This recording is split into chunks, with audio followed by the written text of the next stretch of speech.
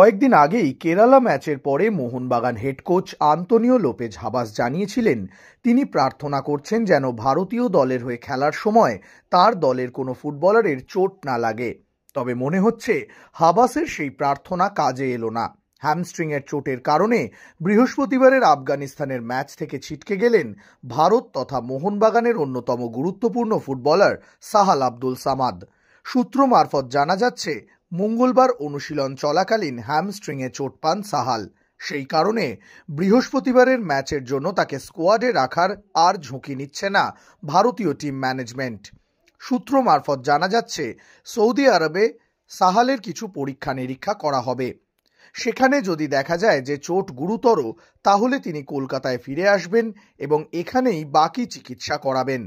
তবে যদি চোট গুরুতর না হয় তবে তিনি ভারতীয় দলের সঙ্গে থেকে যাবেন এবং আফগানিস্তানের বিরুদ্ধে ফিরতি ম্যাচটি খেলার জন্য গুয়াহাটি যাবেন।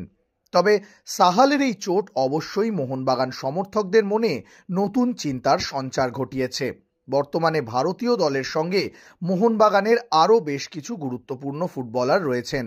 তাদের মধ্যে আবার যদি কেউ ভারতীয় ক্যাম্পে থাকার সময় চোট পান, তবে সবুজ মেরুন ব্রিগেডের আইএসএলের শিল্ড জয়ের রাস্তা যে যথেষ্টই কঠিন হয়ে পড়বে তা এখনই বলে দেওয়া যায়।